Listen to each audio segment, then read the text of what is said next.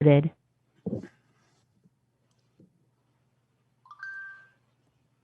You're listening to the We Are Libertarians Network. Find all of our shows at wearelibertarians.com. Welcome to We Are Libertarians. My name is Chris Spangle. This is another edition of The Swamp Explained, where I talk to Rob Quartel, who is a 45-year fly on the wall in Washington, D.C. Rob has worked for Republican presidential campaigns like Ford and HW, government agencies like the EPA. He's been confirmed by the Senate to the U.S. Maritime Commission. He's also been a candidate for Congress and Senate. And he's also spent years working in private technology in that sector with startup companies and lived around Washington, D.C. for a long time. And, you know, he has iconoclastic viewpoints, lots of experience, and he always gives us great insight into how people are thinking there in Washington, D.C. The reason we do the show is, you know, if you're a libertarian and you want to start trimming down the swamp and the government, then you've got to understand it. Oftentimes, Rob, what I find in talking to people on social media is that their facts don't match reality. Gut facts, but you wouldn't know that if you spent all day online. I totally agree with that. And you know, there's an old saying that where you stand depends on where you sit. Mm-hmm. One and two. You know, this we were talking earlier offline, you and I, about Miles Taylor.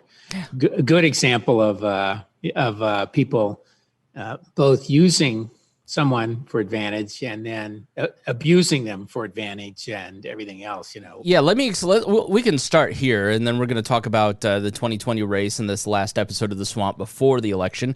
We will, on Monday night, have another episode just to kind of tie it all together, a preview of Election Day, so tune in and make sure you listen to that as well. But Miles Taylor is this guy who was an assistant to the Homeland Security, was it Neil? Well, he was deputy chief of staff, okay. And then he later became chief of staff. And so, you know, when he at some point he gives us he writes a story in the paper and about being in some meetings and being appalled. And then, of course, everyone knows it is true that there are a lot of people inside the administration who are conflicted about one policy or another, and kind of just their friends are banging on them about what a jackass Donald Trump is. We've seen it with people like Kelly and Mattis, and a lot of these. Yeah. You sent me an article with 29 different people, and Miles Taylor was there when Kristen Nielsen. He was with Kirsten. Yeah, and so during all these child separations, he was chief of staff during all that. Right. And then around that time, the New York Times published this anonymous article. We talked about it here on the podcast. And that's right. And he was characterized as a senior administration official. Yes, and he wrote a book. Right. And then he came out. He came out personally, and I heard him on the Bulwark podcast, which I thought was a very interesting look. And he left 3 years into being this deputy chief of staff. And I found a lot of what he had to say convincing. He didn't seem like a nut. He didn't seem like a, you know, he's not. They kind of pushed him on being like, how could you like be there, be a part of the child separation and not say anything? And his argument was always, well, I wanted to be one of those people who stopped him. I thought he'd be different than he was. He wasn't. Now I'm speaking out, which I sort of buy that argument. Yeah. Well, and I'll say right up front, that reminds me of something my wife said to me at the beginning, before the last election in 2016, which is, if he won, who would work for him? And right. What I said then is anybody he asked. He's the president of the United States. Yeah. And people, and in his case, I think a lot of people who are Republicans, of course, it's in a Republican administration. They wanted to work in it, and they all had hopes that he would be different. He would seize the moment. And then there are others who think they're smarter than he is, and that they can change him. And it's always like that. That also reminds me of the story of, George H.W. Bush and Jimmy Baker and he and Baker were disagreeing. We've talked about this before. And at some point Bush said, well, if you're so smart, why aren't you president? And so these are the kinds of, it's a human interaction, and people do go into government for generally positive reasons, and generally younger people go in to advance their careers. And I remember what I was like after when I was in the Ford administration. I was 23 and 4, and later under Bush, and you really you have to kind of believe that what you're going to be able to do is good and a little independent of other stuff. So I don't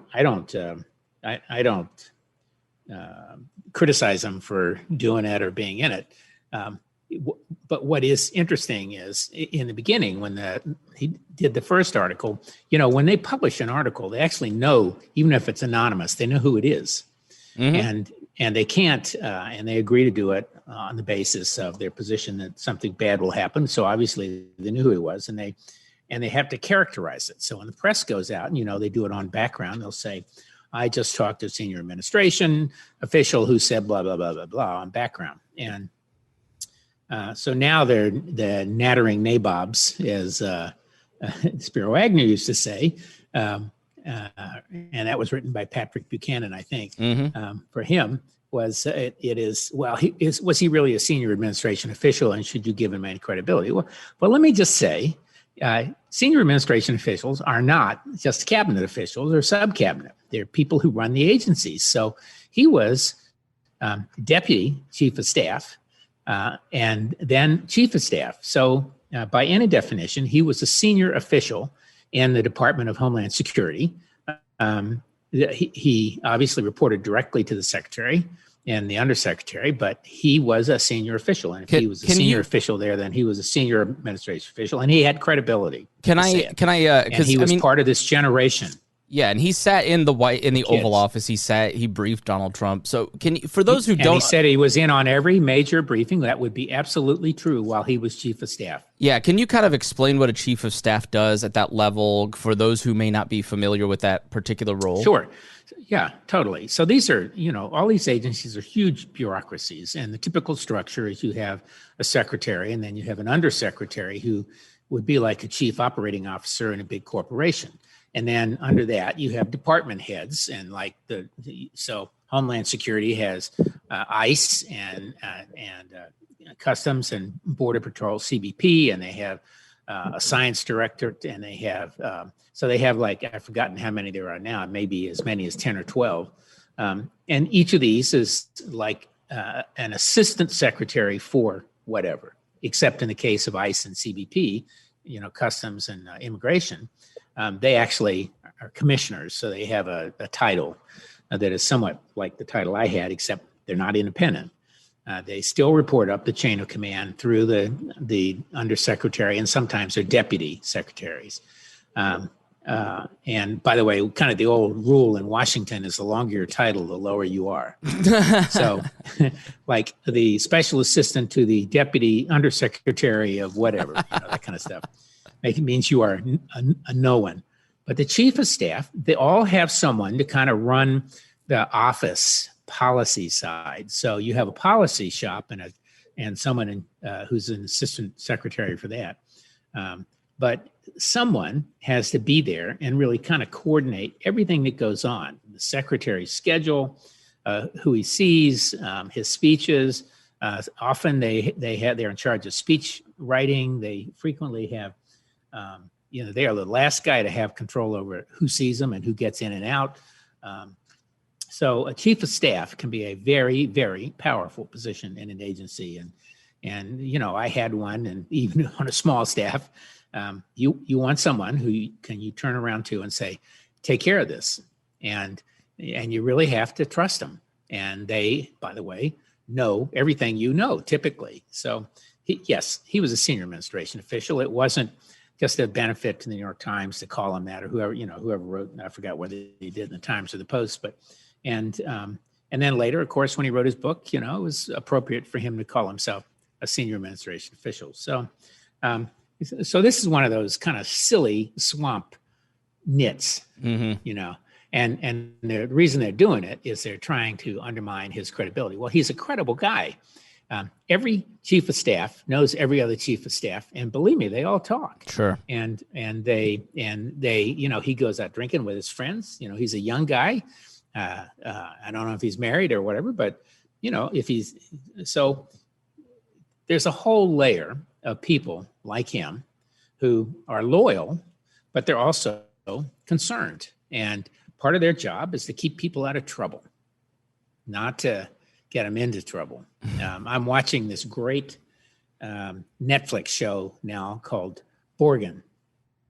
And it's about the Danish government and a woman, the first woman prime minister, and all the politics. And, there it's very different.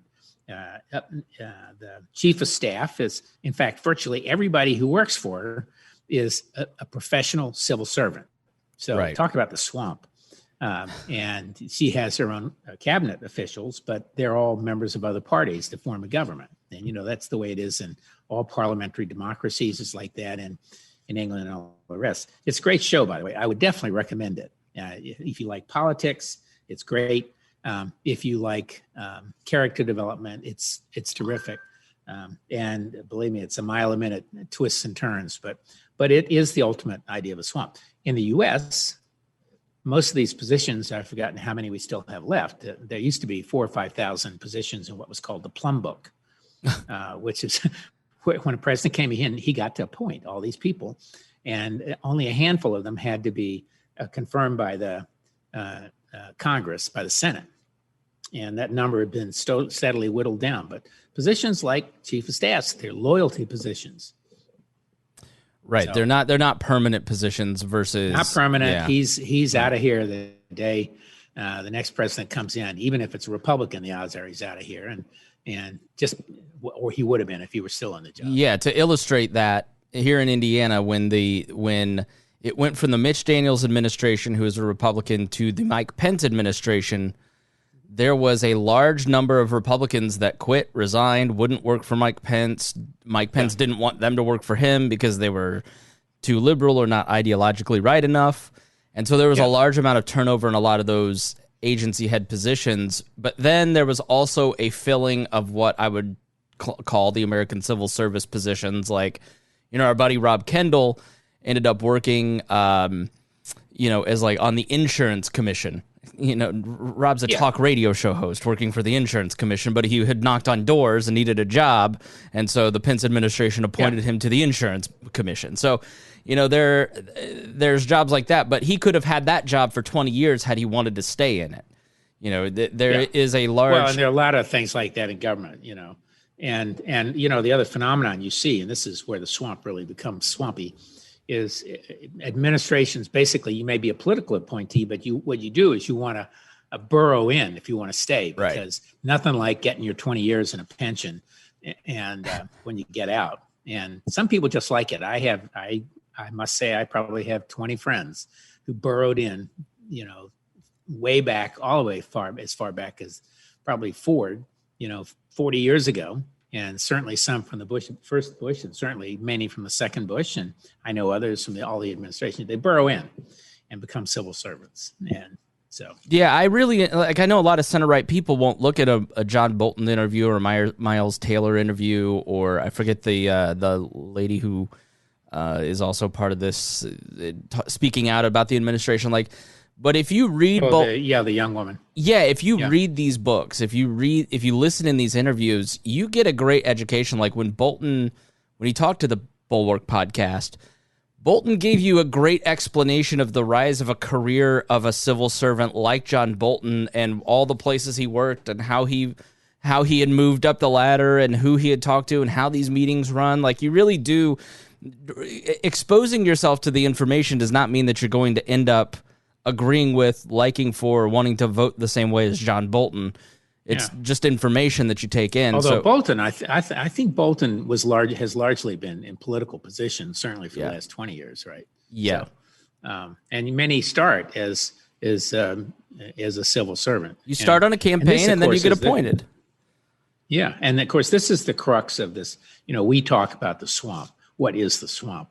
I meant to do a little research and see who first, called it the swamp.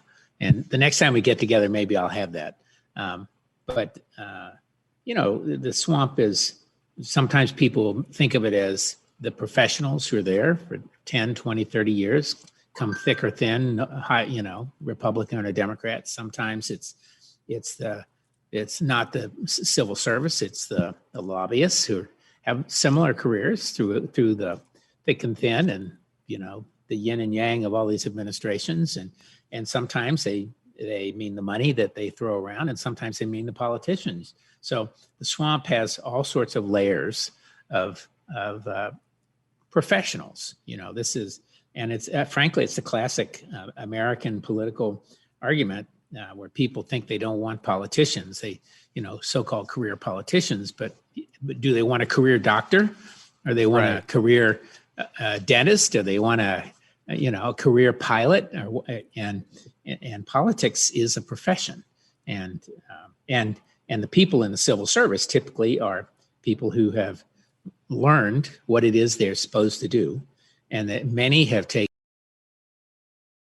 write about this, and they go through professional societies just like other people in other professions, and they do their job, and you and I have talked on numerous occasions that where Trump has failed most mightily is in failing to appoint people who could represent his point of view and make his imprint on government.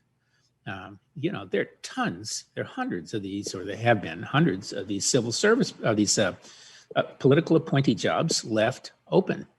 And you cannot make your imprint unless you put the professional politician or the political representative of the president at the top of an agency.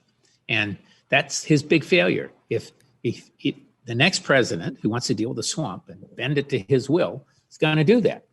And he's going to be ideologically. If it's Biden, he will do it. He will do it. He knows where to find the swamp creatures, and he's going to.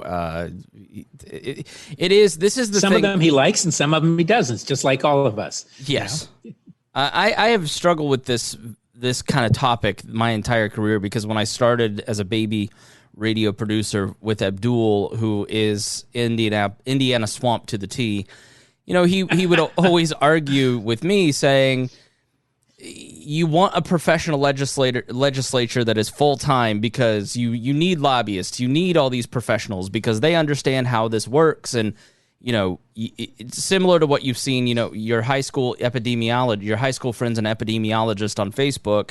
Well, as a person who's been around politics my entire life, I see what people say, and it's totally detached from anything that anyone who's worked in politics experiences. So it's sort of like there's a lot in politics, like when somebody's watching a football game and they think they could be head coach better than the head coach. Meanwhile, they haven't spent 75 hours a week in a tape room making decisions, working with people on these, but their gut instinct tells them that they'd be better than the coach. And that's one of the disconnects that I think with libertarians a lot of times is, if you get elected, you are now in a world where you're dealing with these people. Like we have a gubernatorial candidate here who has a real shot to win in a three-way race. What happens if he wins? Because the majority of the people that are driving him to victory are largely disconnected and unknowledgeable about the tasks that they would undertake if they got elected to office.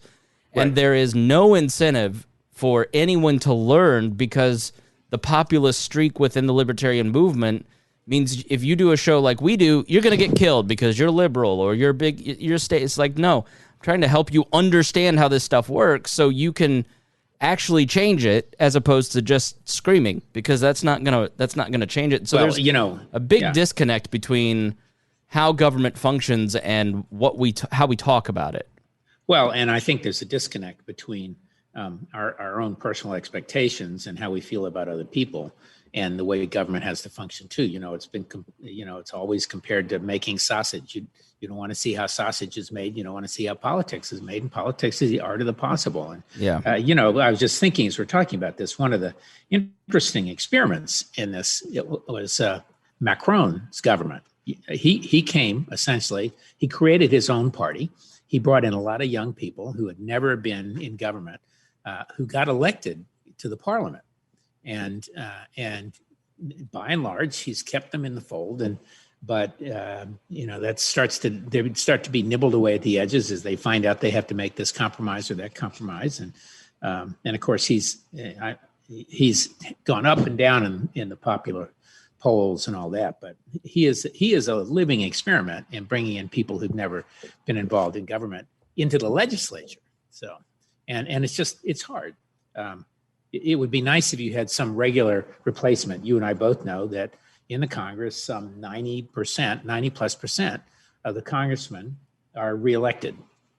The Yeah. number who change is you can count them on one or two hands every election, unless you have one of these major cycle, blowout kind of election, and where you lose 20, 30 seats and all that. But well, it doesn't happen very often. Did you see The Swamp on HBO? It was a documentary about Matt Gaetz and Thomas Massie, and it was a great illustration. Like I give the benefit of the doubt to MAGA land in them saying they want to drain the swamp, and a guy like Matt Gaetz, you find him so much more likable as a regular human being instead of a screaming mouthpiece on cable news, and he's lying to people because that's what the people want. That's what they want to hear. But I think he genuinely believes in reform to kind of drain the swamp, but he's willing to play the game and bamboozle people. But then you look at Thomas Massie, who's not, and he's not willing to do the work that he hates, and he's always in trouble with his caucus.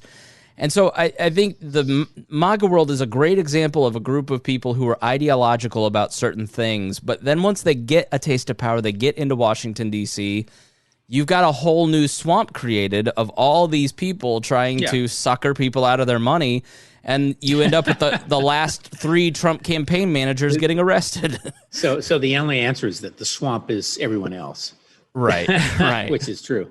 And again, as I've said time and again, I am so glad on some days that the civil service is there. They get out the Social Security checks and the Medicare payments, and they make sure the defense programs function, and the borders more or less operate, and this goes and that goes. And you're a small C conservative. Institutions are necessary for incremental change and a lack of chaos. Yeah, I like lack of chaos, and I do think as we go into this election on Tuesday, I do think that's going to be, what is the real driver for people's votes? You and I have not yet talked about the election, and we both woke up this morning to 2 new polls, one in Florida and one in Pennsylvania.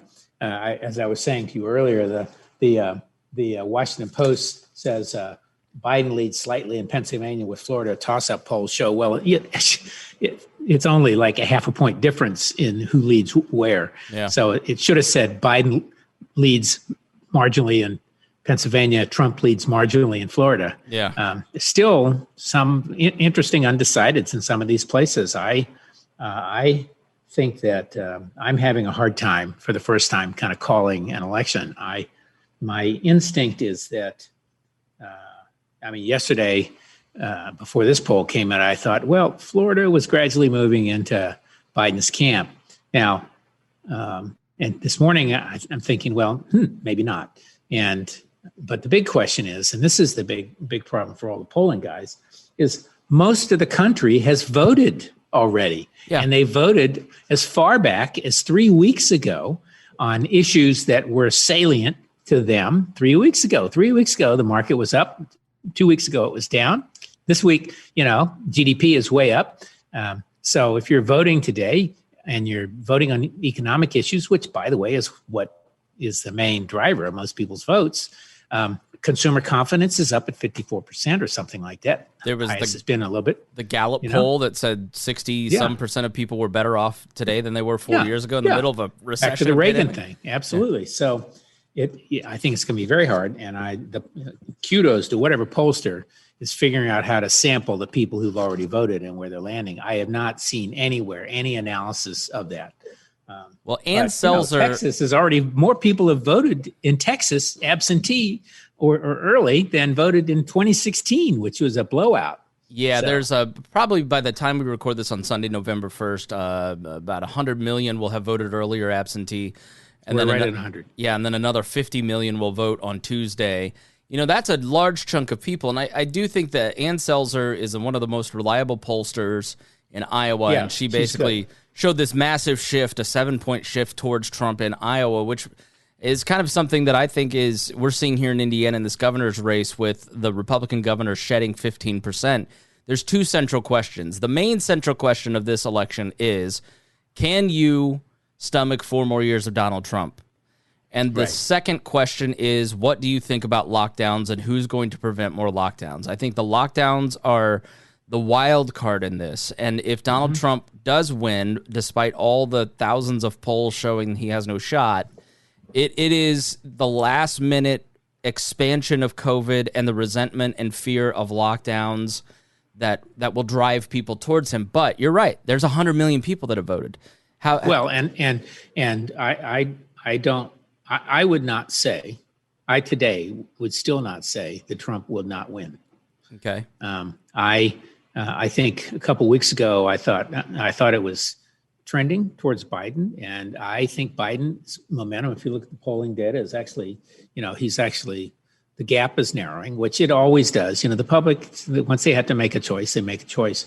I will not be surprised if the third-party candidates do better than is predicted right now. I think there are going to be a number of people going into the polling booth on Tuesday. They're going to say, geez, I just cannot stomach this guy, and I don't want to vote for the other one. And so I actually think that will go up. And if that happens, that's bad for Biden. That was bad for Hillary. That lost her the election ultimately.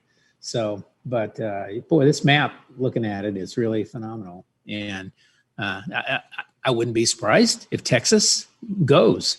Texas had, I think, what was the number, 2 million or 1.5 million new residents since the last election 4 years ago.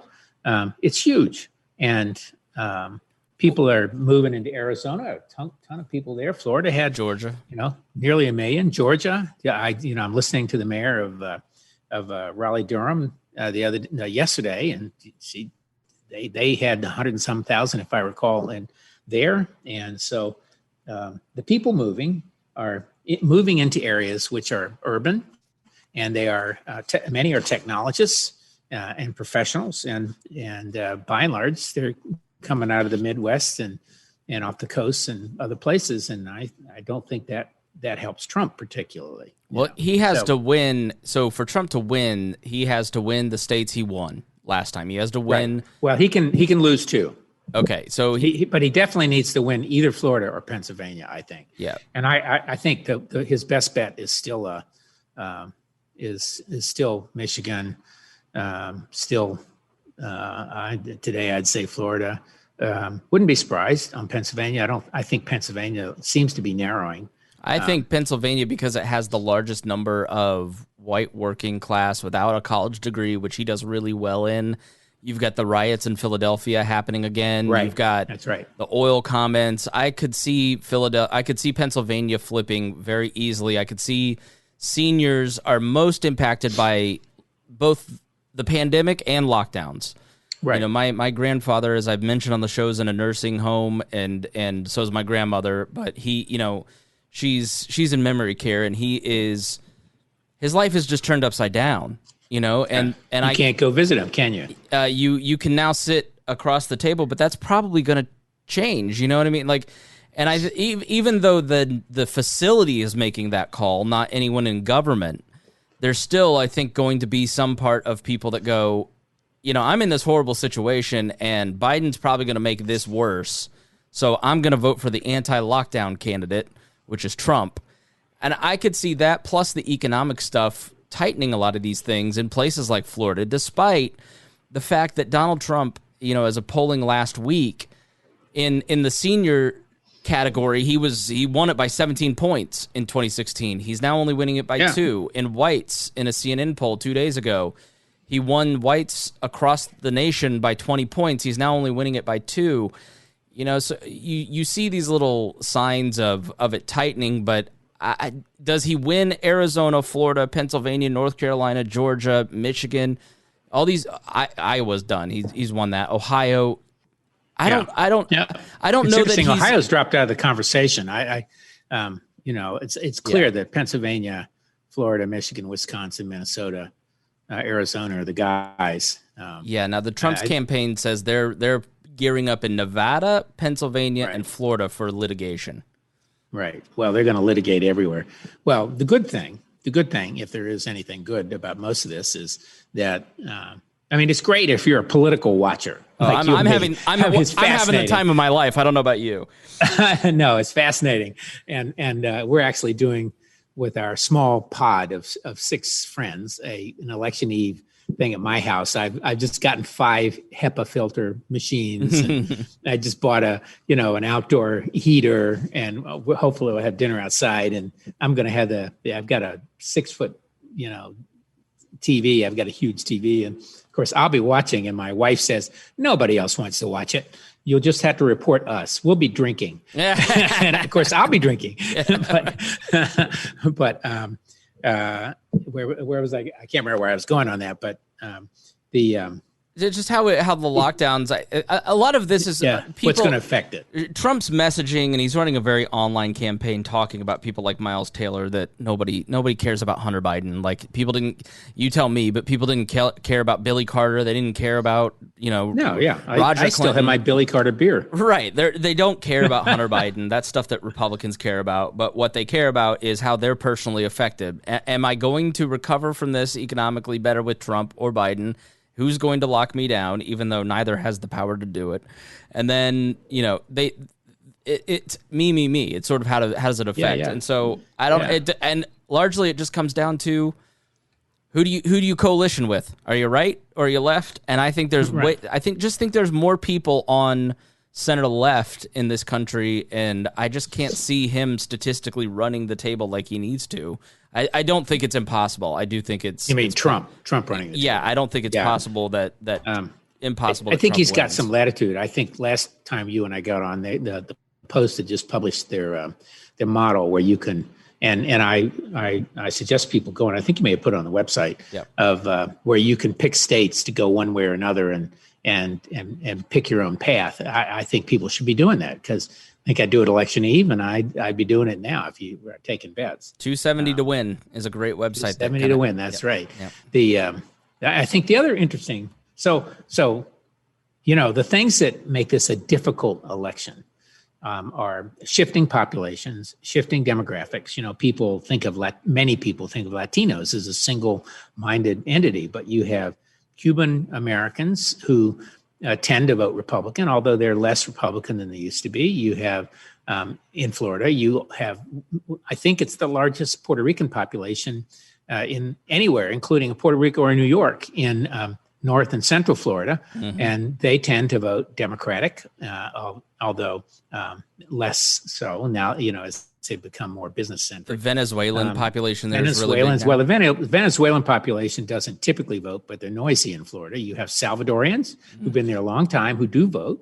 They have very mixed interests, and then of course out and west you have Mexican Americans and in addition to some of these others, and they have a variety of things. And you and I both know the polls are showing that Latinos as a group, Latino men and Black men are actually, Trump has made some gains there, like 2 or 3, 4% in what he did in 2016. So that's interesting. Although he's of course losing more and more among women and white women and educated and so on and so forth. What I'm not hearing that I heard in abundance in 2016 is.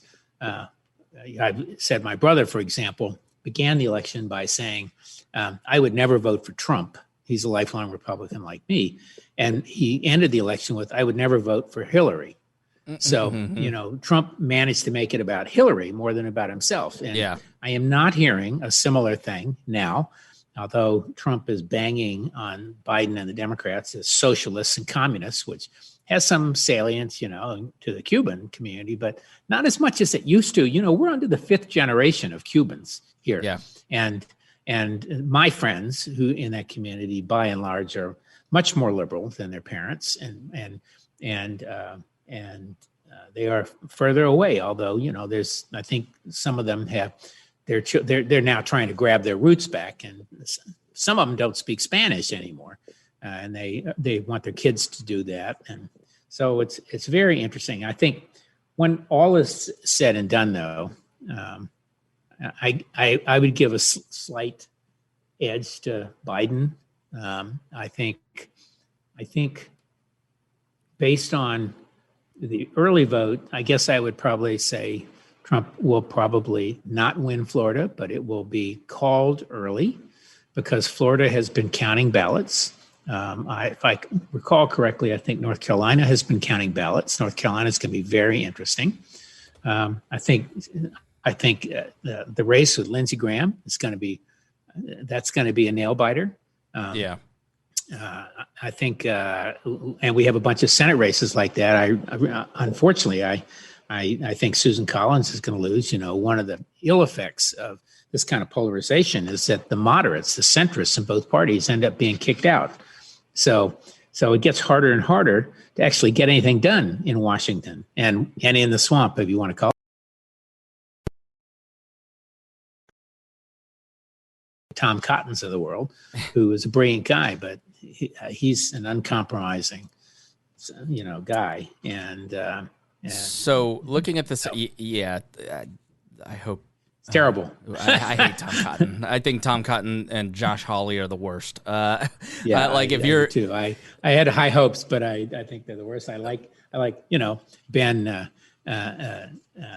Sass in Nebraska, but I think he's lost his determination, notwithstanding his reaction. The other, we talked about it last time, so it's gonna be hard. There's a great website called isidewith.com where you can kind of see who you coalition with the best, and you take this quiz. And I am, as most libertarians ought to be, they're on the opposite end of big government liberalism, active intervention into the economy, and intervention across the seas. I don't see any difference between Tom Cotton, Josh Hawley, and Hillary Clinton. They may say, "Oh, we're for limited government," but they're basically on that same spectrum as Joe Biden and Hillary Clinton in terms of the government can do good things for you, and it's all about intervening in personal and military lives. But so when you look at the Senate race, the Senate map, you've got Senate doesn't look good for Republicans. It started out looking good, and you touched on it. It started. Yeah, I agree with that. You had in 2016 Donald Trump promising things, and we always talk about how the public loves free stuff, right? You were going to get a wall, you were going to get Supreme Court justices, you were going to Mexicans were going to pay for it, right? You know what you're getting this time is you're going to get 4 more years of outrage at the people that personally offend Donald Trump. He's going to hate on Leslie Stahl. He's going to hate on. There's not really much in terms of for those independent voters. If you are in that 43% of the country that lives for outrage at hypocrisy, then Donald Trump's your guy. But what do you do with that other 57%? You've got to do something to kind of break out of that. And he's dragging the Senate. There's no reason that John Cornyn in Texas and Montana and the 2 seats in Georgia and Tom Tillis in North Carolina, they shouldn't be in play, but they're in play because the top of the ticket has no real closing message. They've never really defined Joe Biden in any way. And you're right. If he had stuck to he's a big government, pro-lockdown, high taxation candidate, the economy's better under me, and he had just beaten that drum, if Trump had been disciplined from the beginning, this would be a much different race than Leslie Stahl was mean to me, Hunter Biden, that stuff doesn't work. It's he failed, and they're going to end up, in my opinion, the Democrats are going to take 51 to 53 seats because across the board, and all those down ticket races. There's no reason that in Indiana, Dan Burton's seat in the 5th district is going to go to a Democrat, and within that district is the Indiana Speaker of the House's district, and he's going to it's going to flip, and he may lose. Like that, the lack of... so what you're predicting in some ways is a down ballot route. Yeah. And again, I would not be surprised about that. And you and I have talked about targeting of the second tier targeting. It's not just Senate races per se and House broadly and the presidency, but there are like 10 or 12 congressional seats that are really important to flip delegations for redistricting. Yeah, which will happen right after the end here. And, the Democrats enjoyed a redistricting advantage for about 60 years, and then Republicans have gradually gotten it over the last 30 years. And I think it's probably going to flip back. And they really punished the Republicans punished them 10 years ago, and that's why they've done really well. And I cannot stress, if you are a Republican listening to this program, you should be so furious with your party because they have put you in such a poor disadvantage for redistricting in the next 10 years by holding on to Donald Trump, who is personally out for Donald Trump and not for your collective interest. I never understand the cult-like following this guy has built, because he's so, like, Lindsey Graham is just hung out to dry. He hasn't campaigned with Lindsey Graham once. Like, Yeah. what? Yeah. And Lindsey Graham has been hanging on to him like, Right. you know, it's his long-lost brother. He's Bobsey twins or something. Yeah. Well, yeah. So but you raised something earlier, which I think is an important question, which is, when it's over, what's it going to be like? And what would you do if you were, let's say, a Biden or a Trump? First of all, I don't think it's going to be like, if Biden loses, I don't think it's going to be like 2016, where you had just this fervor, particularly among many women, for Hillary Clinton. And she had a real following.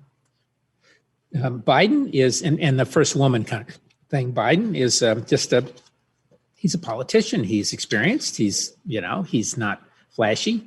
I don't think he'll be boring campaign where he hid out in the basement is part of why I think it's worked. It's great. He never came out. He pissed off the far right and far left by never coming out and saying what he stood for, because no one could define him, and he's boring, and that's why his favorables are at 52% and Hillary's were at 43%. But if he loses, I don't think you will have the phenomenon you had after Hillary lost, which is this total non-acceptance of the election results.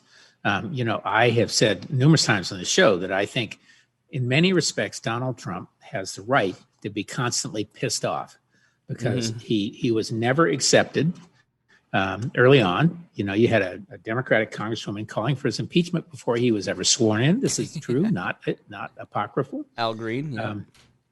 Yeah. And you have people who have been against him from the beginning. He is right. The press has been against him from the beginning. He used the press, but now the press made him. But he has never had a favorable press for just about anything. And I had an interesting exchange with a friend of mine the other day via text, and she was saying, "What are you going to do?" And I said, "Well, there's some good things. There are some things that he has done that I think are good, but he is just such an overwhelming jackass. And I personally can't take what he says about the military and soldiers. Why are these guys stupid or whatever for going over to fight? And so I'm not going to vote for him. And I've said it before, even though I'm a lifelong Republican. But and she said, I've just been waiting for you to tell me that." And she's a much more conservative Republican than I am. And so I think if there are people, the 30% of the public that's going to vote on Tuesday, I think they're going to come down to, how am I doing? That's great. I'm doing fine. But gee whiz, do I want 4 more years of this just constant bickering and dissonance? And if Biden wins, then the question is, how will he reach out? Yes, how will Trump react? But how will he reach out? Can he reach out to these disaffected voters? And, a lot of them voted, many of them voted for Obama. So he can remind them of that. But I'm not, I think if Trump wins, he's definitely not going to reach out. But if he were to win, I would not be surprised if he abandoned the Trumpistas in the party on some issues. I think fundamentally he has no ideology or political philosophy. So he'll want to do deals, and maybe Trump Unleashed, I hate to use that term, might produce some things that are good. But I just think don't. The press will be way against him. And then, of course, he's trying to build a dynasty. His kids, Don Jr. and Ivanka has all of a sudden, we now see, has become pro-life. And the smarmy answer the other day, and I've forgotten who did the interview, but probably Fox. So so here's my counter to almost all. So let's say Trump wins. Trump, right? As Jonah Goldberg pointed out, and I would kind of put you and I in kind of the center right bulwark dispatch kind of crowd, and that's why we have an aversion to Donald Trump, but we definitely aren't pro Biden, like in the way that those guys are, because of basically big government liberalism and interventionism. But You're right that Trump never got a fair shake, and I think he has every right to be upset about that, but he never helped himself. And I treat Donald Trump like I would treat any other human being. I don't see him as supernatural. You know, he had the opportunity. Now, I'm not arguing for this as a policy point of view. I'm saying this is what Bannon proposed. Do an infrastructure bill as your first act. Build a bridge, a coalition. You know, spend money in every district. So for 4 years, you fly in there and go, "I built you that bridge." You know, but his instinct was to continue to fight the Russiagate stuff, to litigate that, and he Streisand affected all that into an existence, and finally gave them something to impeach him on. He didn't by focusing on that solely, he hurt himself. I don't think that condition is going to change. Day one, if he wins, they're going to try and impeach him on something else, and he's going to give it to him because he can't. Anything that Donald Trump, as Goldberg pointed out the other day, anything that Donald Trump didn't have involvement in succeeded, and it's the stuff that conservatives like. Most of that was because of Paul Ryan and Mitch McConnell and the adults in the room around him, you know, the McMasters and the Boltons and the people that he hates. Everything that Donald Trump did poorly on, like COVID, he had a personal hand in. And so now, who is going to go work for him in a second term? You're not going to get adults. You're going to get grifters. You're going to get people like the guy that just got ushered out of, you know, that we talked about, that was doing all these weird streams, and, you know, all the best to his health. But you're not going to get effective people in a second term. You're just going to get more of what Donald Trump wants, which is you talking about Donald Trump, which, you know, and if Joe Biden wins, Joe Biden for a brief period will have 60% of this country kind of go, like they did with Donald Trump, I'm going to give you a chance. Let's just see how he does as president. But the second he rolls out some big environmental policy or big healthcare policy or whatever, you're going to have Tea Party 2.0. You're going to have a realignment. You're also going to have internecine warfare there. Yeah, absolutely. I think when you look at Joe Biden as president, he's going to be a lame duck from day one. He's going to be attacked by all the wings of his party because they want the 2024 nomination. You're going to have them eating each other. You're going to have the Republicans eating each other. You know, Trump winning is only going to probably divide the party and will kill off the libertarian streak in the Republicans. So I'm not as panicked about a Biden presidency because I see it as disruptive as a Trump presidency in a lot of ways. I would give you that. I agree with all that. And by the way, the infrastructure bill, I don't disagree with anything you said. But the infrastructure bill, for example, is a very good example of the party swamp dealing him a bad hand. So, you know, Mitch McConnell didn't really want to do that. And Elaine Chao, Secretary of Transportation, really didn't want to do that. Right. And you know, this is where the kind of the old fashioned we can't blow the budget stuff. You know, the short term vision versus the long term. Anybody with a jot of intelligence knows that if you rebuild infrastructure, you're going to have instant hits in the economy, and it's going to instantly improve it's like infrastructure is like oil in grease, not oil, big oil, like grease.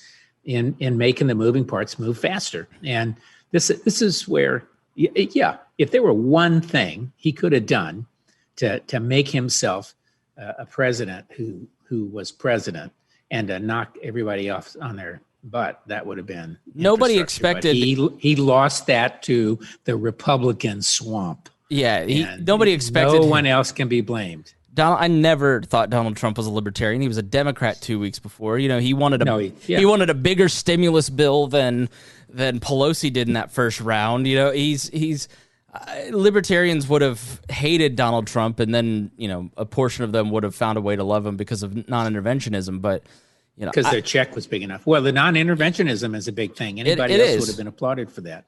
And he should be. But yeah, and then of course the foreign policy swamp is yet another, the establishment, and everybody's wringing their hands, but they've stopped wringing their hands. I think if Biden wins, however, he's got a huge opportunity. He will have all of these countries on their, you know, under the thumb of tariffs, and he can pull the thumb up gradually or quickly. He can make deals. He'll be able to do the stimulus bill. if the Congress doesn't do it first. And so he'll have gas, the pushing the pedal down there for the economy. I think he has a lot of opportunities, and I think his instincts are not radical. But so the left is going to be disappointed on some things, but I think, you'll be more environmental stuff. That's fine. And there'll be more climate stuff. There should be more climate stuff. I mean, there's bound to be a way to deal with that. I'm one of these people who thinks, well, even if it's not human caused, there are things you can see and do something about. So do something about it. And it'll be, I don't think it'll be radical per se, but I do agree with you that it can be a big administration and big change, and it will cause ripples in both parties. I think I am not sanguine that Republicans will regroup intelligently, but I can say, and you would say the same, come 2024, it's going to be a riot of candidates. Oh yeah, I mean Biden's not going to run. The most important election of your lifetime begins on Wednesday. I think it all depends on how much Biden wins by. Determines on how revolutionary this administration would be. So if you look at the historical precedent, you look at 88 or 92. I mean, when Clinton wins, it's by 1 to 2 points. He's now constrained and does a lot of conservative things because he was in a conservative position. You look at 80. Well, Reagan could do a lot more because he won by 3 to 5 points, and he had more of a mandate. Then you look at 32 when Roosevelt wins by 7, 8 points. Then it's Roosevelt, for God's sake. So, the mandate stuff and the license, and then not to mention, let's say they have 57 seats in the Senate. It's a total blowout, and it's a big blue wave. And Biden has an 8-point win, 400 electoral college votes, 57 Senate seats, almost a majority in the House. Well, that is a terrifying prospect, and so I do think that fear is going to kind of limit him to 1 to 2 points. I think Biden. Yeah. I think the math for Trump, it's not impossible, but it's really hard, and I think people are just exhausted with him. I think there's a lot of conservatives. When we look at the Expl that go, we got Amy Coney Barrett, we got 3. He did his job. I'm just tired of defending him. Yeah, I think, and by the way, speaking of Barrett, I've been thinking about this too. My prediction is if the Democrats win, I would not be surprised if they added 2 seats to the Supreme Court. But more likely, what they should do is add more seats to the appellate level and to the level below that. Because, we've added, the Republican sides and conservatives have added, 170, some huge number of judges. And I think the Democrats, as soon as they get in, they're going to realize what that strategy was. And the courts are continually overutilized. So they're going to add another layer to that, which is what they should do. With Carter, they did that. Yeah. So they have more judges to appoint. I agree, because the court packing thing in terms of the Supreme Court is a non-starter, because you have to fight for 2 to 4 months to kill the filibuster. Then you got to get 2/3. Still have to. They're going to end the filibuster. Yeah, and then you've got basically a 2 long year fight, and you're going to suck up all the oxygen that keeps you from doing anything that you promised that you were going to do. Nobody's run on it. Nobody's saying that they're going to do this. It's just kind of a liberal scare tactic that I don't. Conservative scare tactic too. Like, I don't see the court packing thing happening, because there's like, why you don't see the Supreme Court packing right happening. I think your scenario is much more likely. That makes a lot more sense. Right. Yeah, and that's sort of out of sight, out of mind, by the way. So this is the caravan of 2020. Like, as soon as the election is over, the caravan disappeared, so will court packing. Well, so it's ticking towards us, isn't it? I know. I'm sort of sad that it's going to disappear. It's been a lot of fun. What a crazy year. It's going to be a long, dark winter without all the arguments that we have. Do you think that? Let me ask you this quickly before we go on. But do you think there will be violence from either side, and do you think there will be a long, contracted court fight, or do you think it's going to be? I don't see either taking place, but I'm interested in your perspective. Um, I thought Florida was more likely to be very clear than I think it is now. Right now, I am not sure Florida is going to be clear. Although, if the polling now is Trump slightly ahead, that mainly only refers to in-person voters coming up in Tuesday. So the Democrats really did their job earlier, and that's why I think Florida is probably still likely to go for Biden this time, marginally. And if that's the case, Florida will be harder to challenge, but I expect a challenge. I think a couple of these other states are going to be a little more difficult. I don't expect Trump to concede on election eve. Unless some massive route that we're not predicting right now happens. And I do think that there will be litigation, but I don't think it will change the outcome. I think the key states are going to be the ones we know. It's going to be Michigan, Florida, Minnesota, Wisconsin, North Carolina, Arizona. And I think Arizona, if I had to lay money on it right now, I'd probably say Arizona is going to go for Biden as well. And so that's the nail in the coffin. So I expect to see, some lawsuits for a couple of weeks. I also expect some violence. Honestly, Chris, I think, on both sides. If Biden were to lose, if Trump is to lose, you're going to see it. It's going to depend entirely on the candidates. It's going to now. Biden can't control Antifa, but Trump can control his people. And he won't. So I expect some violence. He tweeted the video yesterday saying, "Go Texas," basically. Well, the one of the bus. Oh, yeah. Gee whiz. I mean, God. Joking last week about Biden being assassinated and Kamala coming in, and the crowd just went silent and looked at each other. Well, but you're underscoring what may be the final motivator to people in the election booth, which is, do you really want 4 more years of just this incessant drumbeat of inanity and it's uncouth and unsavory and do you want more of it?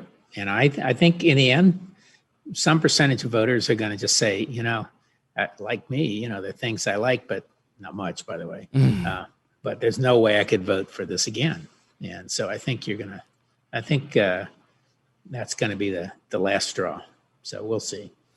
All right. So we end the program with recommendations. So if you visit the nation's capital someday in some far off land when the pandemic has ended and Washington, D.C. allows you in their borders, are you able to visit D.C. and dine, or you got any? Well, I'm actually up here today and there are a couple new ones that have opened. But actually, what I'm going to do is a little segue. So I just spent 2 weeks driving across country to visit my. Really? My wife and I rented a car for a one-way drive from our island on the Chesapeake Bay from the island on the Chesapeake Bay.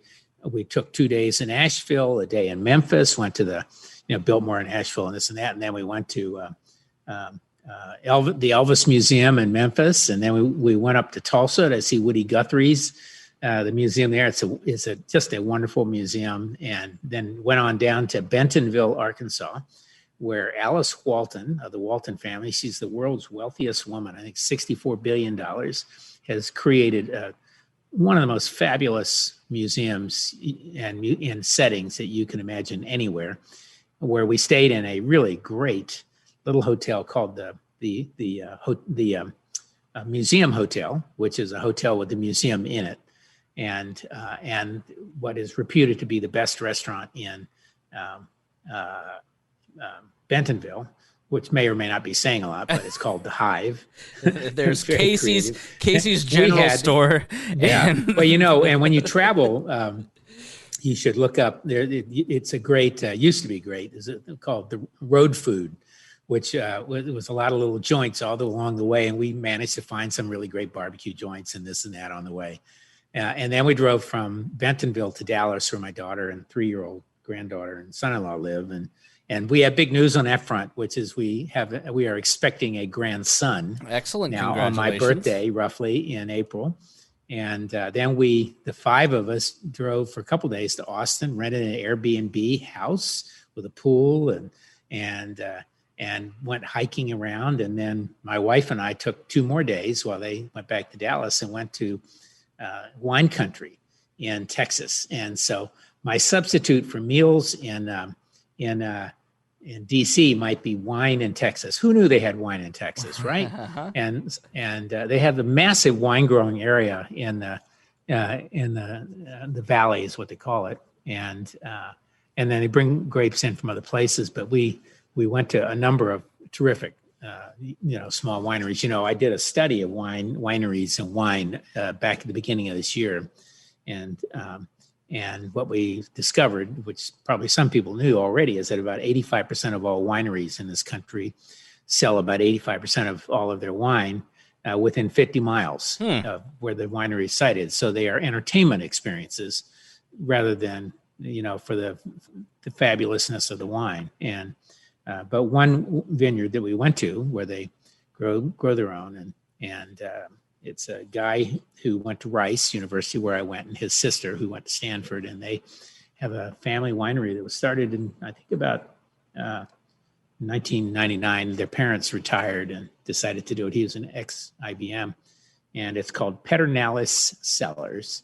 And if you happen to be in a wine store and they have out-of-state wine, it's actually pretty good. A couple of their wines, and they do good Tempranillos in Texas and in some parts of Texas, not all over. And they do a decent Viognier, which we have in Virginia. It's white, and it's great with turkey. And of course, we're all getting ready for Thanksgiving and trying to figure out how to deal with that, COVIDly, in a way that we are all safe. We're telling everybody they have to have a COVID test before they come. And we wait to hear what my brother has to say about that. Well, he's from Florida. I'm on a different podcast called The Pat Down, and she told me in Atlanta you can buy a fake COVID test that shows negative. So, anyway, take a good long look. And then that. we flew back. So, and we flew back to my cooking a steak. Yes. I haven't had steak in forever. Anyway. Yeah. Steak, yeah. Well, you should do that sometime. I love steak. All right. Well, thank you so much for being here, Rob. Yeah. So this is going to be interesting with a cleanup after the election. You were one of the first things you told me. You bragged about you being one of the few people predicting a Trump win. I mean, you're very declarative on that last election. Do you want to make one final declaration? I think Biden will win. Okay. But Trump's going to give everybody a scare. All right. If you're an anti-Trumper. Yeah. I would say that that's probably about right. All right. Well, thank you so much for joining us. So if anybody wants to bet me a cocktail, I'll do a cocktail. Thank you for joining us here on We Are Libertarians. Yeah. We will see you again in a couple days. And please share this episode if you got something out of it. Recommendations are the lifeblood of a podcast, so we appreciate it. Thank you so much for joining us, and we'll talk to you soon.